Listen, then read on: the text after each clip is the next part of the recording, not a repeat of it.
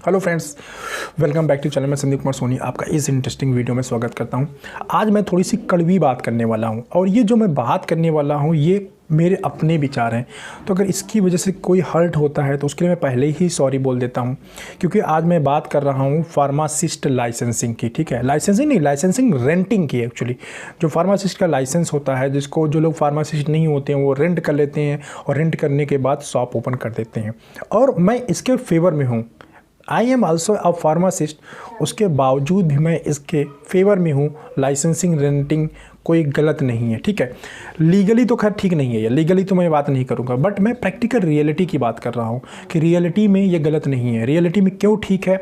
और ये बात या ये वीडियो बहुत सारे मेरे फार्मासिस्ट जो फ्रेंड्स हैं उनको थोड़ा अच्छा नहीं लगेगा, थोड़ा बुरा लगेगा, बट फ्रेंड जो मैं यहाँ पर बातें करूँगा वो बिल्कुल हार्श रियलिटी है हमारे फार्मासिस्ट लाइफ स्टाइल की।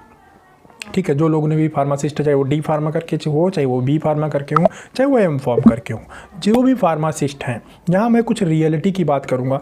मैं एक फार्मासिस्ट हूँ, एज वेल यूपी का जो फार्मासिस्ट एसोसिएशन है मैं उससे जुड़ा हुआ भी हूँ, व्हाट्सएप ग्रुप में भी हूँ, एज वेल एज फेसबुक जो ग्रुप है एसोसिएशन का मेंबर का, उनके उसमें भी मैं पार्टिसिपेट करता हूँ, मतलब उसका भी मेंबर हूँ मैं। ठीक है, तो उन सब चीज़ों को मैं समझता हूँ। अब मैं बात करता हूँ मेन मुद्दे की, लाइसेंसिंग की। लाइसेंसिंग सही क्यों है फ्रेंड? देखिए, सिंपल सी बात है यार कि हम लोग यार एक मिडिल क्लास फैमिली में, अपर क्लास की बात नहीं कर रहा हूँ मैं, मिडिल क्लास फैमिली की बात कर रहा हूँ, लोअर मिडिल क्लास फैमिली की बात कर रहा हूँ, या बिल्कुल ही लोअर क्लास की बात कर रहा हूँ। हम डी फार्मा करते हैं या फार्मेसी करते हैं इस होप के साथ कि हम यार ये डिग्री कर लेंगे या डिप्लोमा कर लेंगे तो हमारे हाथ में एक जॉब होगी, एक पैसे के अर्निंग का सोर्स मेरे पास में आ जाएगा। ठीक है, लेकिन जब यही डिग्री, यही डिप्लोमा कंप्लीट होता है तो आप मुझे सच सच बताइए कितने लोग में हाथ में वो अर्निंग का रेवेन्यू मॉडल होता है? क्या हमारे पास कोई ऐसी जॉब होती है या फार्मासिस्ट को इतनी सैलरी मिलती है कि वो अपनी फैमिली को रन कर सके? जो लोग भी विरोध कर रहे हैं मैं उनसे पूछूं कि अगर ये रेंटिंग हम नहीं करते तो हमें क्या करना चाहिए?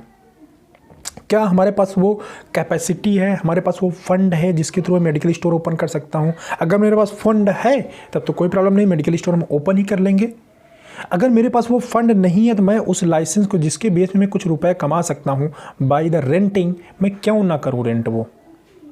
क्योंकि जिसके पास पैसा है, जिसके पास फंड है, वो तो ओपन करेगा ही मेडिकल स्टोर। अब बात करते हैं नॉन फार्मेसी वाले लोग जो ओपन कर लेते हैं रेंट करके, जिससे फार्मेसी की जॉब जा रही है। अरे अगर वो फार्मेसी को डी फार्मा के लोगों को, बी फार्मा के लोगों को एज ए फार्मासिस्ट हायर भी करना शुरू कर देना, क्योंकि एजेंडा ये है कि जो मेडिकल स्टोर है वो फार्मासिस्ट को हायर करे, फार्मासिस्ट वहाँ पे प्रेजेंट रहे।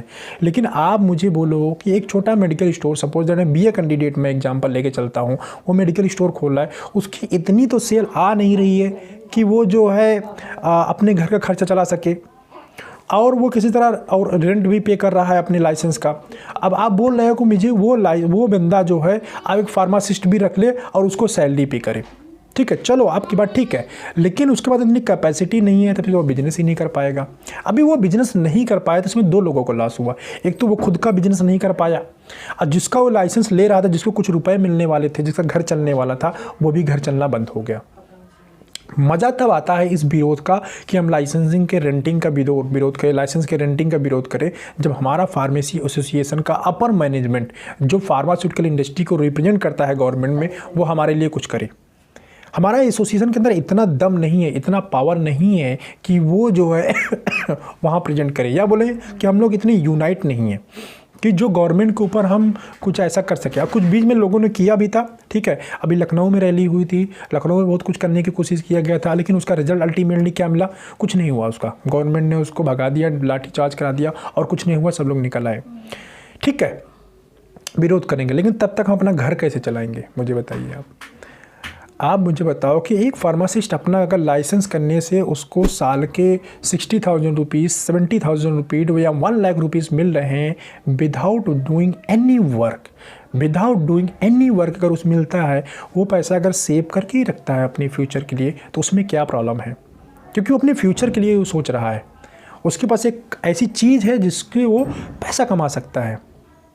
और ये बात रही कि हाँ भाई, ये जो बिजनेस इसका विरोध करे, जो फार्मासिस्ट है वही मेडिकल स्टोर खोल सकता है या फिर मेडिकल स्टोर के ऊपर फार्मासिस्ट रहना ज़रूरी है, तो ये छोटे लोगों का विरोध क्यों? फिर बड़े लोगों का भी विरोध होना चाहिए ना।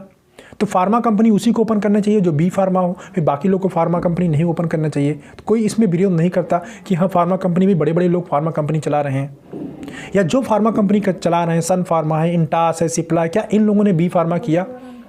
इन लोगों ने बी फार्मा नहीं किया हुआ है ना। उसके बावजूद भी लेकिन ड्रग लाइसेंस उनको चाहिए फार्मा कंपनी रन करने के लिए, राइट। ड्रग मैन्युफैक्चरिंग के लिए लाइसेंस चाहिए, तो कहीं ना कहीं तो वो रेंट करते हैं, कहीं नहीं किसी को पे करते हैं, किसी के बेस पे चलता है। और ऐसे बहुत सारे बड़े बड़े लोग काम करते हैं कि एक बिजनेसमैन को अगर आप देखेंगे तो बहुत सारे काम करता है जिसमें बहुत सारे स्किल सेट की ज़रूरत पड़ती है। वो सारे स्किल सेट खुद नहीं कर सकता है, उसके लिए वो पैसा पे करता है।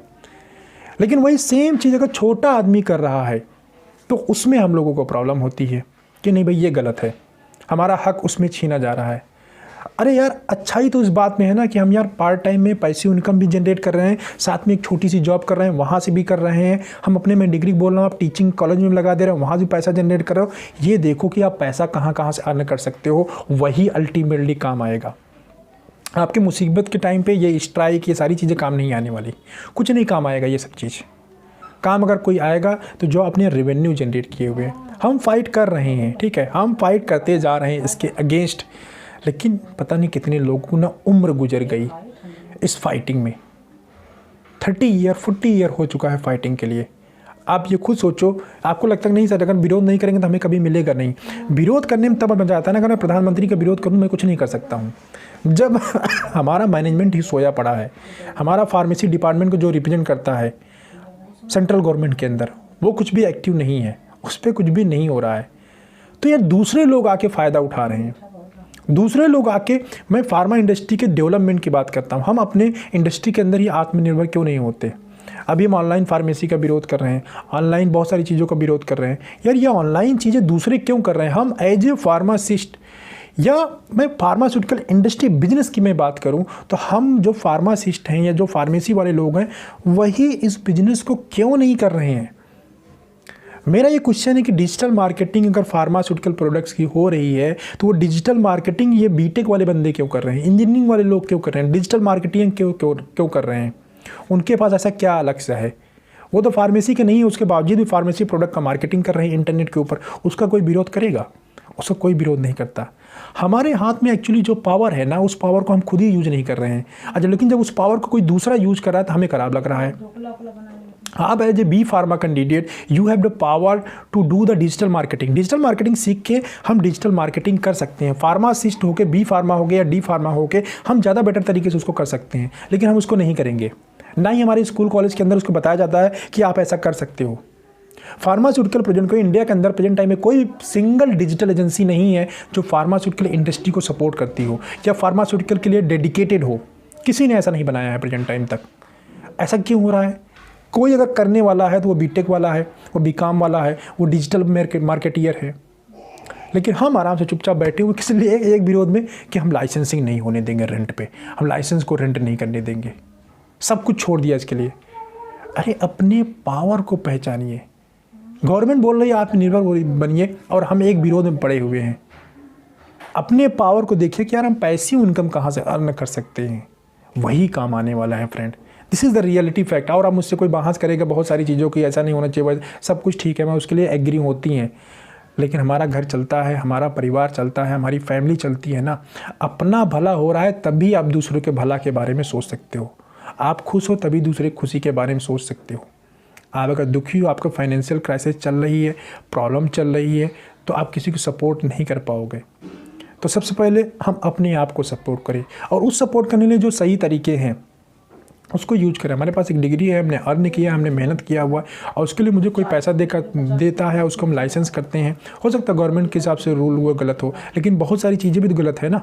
एक एग्जांपल सिंपल से देता हूँ, आप जीएसटी ले लीजिए, उसके बाद आप बिना कुछ मत करिए, सिर्फ जीएसटी ले लीजिए एक प्लान करके कि मुझे जो है एक शॉप ओपन करना है। बट किसी भी प्रॉब्लम की वजह से अगर जीएसटी आप फाइल नहीं करते हैं, जबकि आपने कोई ट्रांजैक्शन नहीं किया है, कोई शॉप नहीं ओपन किया है, जस्ट जीएसटी प्लान करके लिया था कि हम करेंगे, प्रॉब्लम आई, आपने जीएसटी लेने के बाद वर्क नहीं किया, आपको जीएसटी देना पड़ेगा, आपको जीएसटी पेनाल्टी के रूप में पे करना पड़ेगा।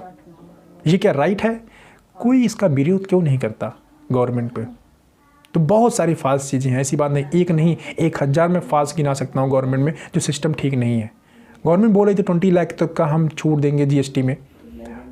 मैं खुद ऐसा गवाह हूँ जिसके पास जीएसटी नंबर है और उसका मैं पेनल्टी फिलअप कर रहा हूँ विदाउट डूइंग एनी बिजनेस। कुछ प्लान था करने का, नहीं किया, अब जीएसटी हम भर रहे हैं फ्री फंड का। हमें उम्मीद थी कि भाई हम कुछ टाइम के बाद करेंगे, हमने नहीं किया उस टाइम तक। सिर्फ जीएसटी नंबर लेने का ये पेनल्टी है। तो गवर्नमेंट की अगर आप बात कर रहे हो कि नहीं गवर्नमेंट ऐसा नहीं ऐसा बोल रही है, तो भाई ठीक है, जिसको बोल रही है उसको करना चाहिए। लेकिन मैं इसके बिल्कुल सपोर्ट में हूँ। जिसके पास पावर है, जिसके पास बिजनेस आइडिया है, धंधे है, कर सकता है वो करे, और करना भी चाहिए। मैं इसको बिल्कुल सॉरी, बहुत ज़्यादा ड्राई कफ है जिसकी वजह से खांसी आ रही है। तो मैं इसके सपोर्ट में हूँ। अपने आप को फाइनेंशियली स्ट्रांग बनाने में कोई भी गलत बात नहीं है, ठीक है। वो जिस तरीके से आप पैसा अर्न कर सकते हो, जो राइट वेज हैं, ठीक है, लीगल जो वेज है, मैं गलत काम करने की नहीं बोलता हूँ, बट जितने भी लीगल वेज हैं, अगर आप फाइनेंशियली स्ट्रांग नहीं होंगे तो अल्टीमेटली प्रॉब्लम आप में जाओगे। चाहे वो लाइसेंसिंग हो, चाहे किसी कॉलेज में डिग्री लगा के हो, और भी डिफरेंट जो है। अरे हमने कोर्स किया, हमने मेहनत किया है, उसके जिस भी तरीके से हम पैसे निकाल सकते हैं, मैं बिल्कुल निकालने में विश्वास रखता हूँ, ठीक है। क्योंकि अल्टीमेटली वही काम आने वाला है हमारी फ्यूचर प्रॉब्लम के अंदर। प्राइवेट जॉब में इतना पैसा, जॉब की कोई गारंटी नहीं है। आप एमआर की जॉब कर रहे हो, कब आपकी जॉब चली जाएगी, कोई गारंटी है क्या? कौन सी जॉब है? फार्मासिस्ट की जॉब को आप बोल रहे हो, फार्मासिस्ट की हमें जॉब मिल भी जाती है प्राइवेट में, कहीं कर रहे हैं, कोई गारंटी है क्या जॉब की कब चली जाएगी?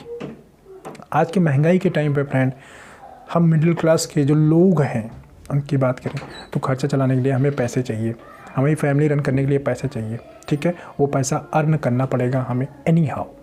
तो ये कोई, मुझे नहीं लगता ये कोई गलत तरीका है।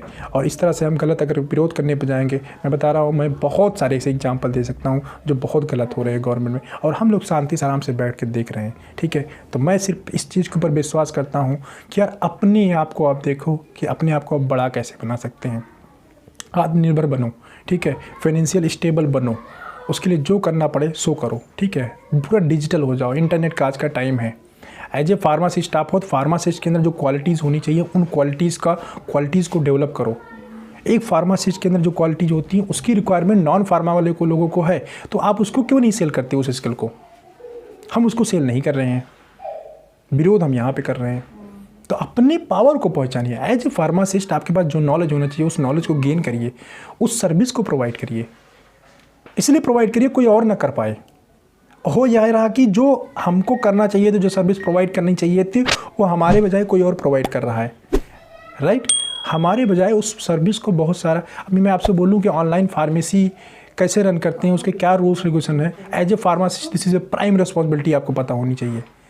90% लोगों को नहीं मालूम है कैसे क्या रूल्स रेगुलेशन है गवर्नमेंट के, और हम बात करते हैं हम फार्मासिस्ट हैं। क्यों ना दूसरा वाला फ़ायदा उठाए? वो दूसरा जो फार्मेसी का नहीं है उसको मालूम है, डिजिटल मार्केटिंग जो ऑनलाइन प्लेटफॉर्म क्रिएट कर रहे हैं उनको मालूम है ऑनलाइन क्या क्या रूल्स हैं।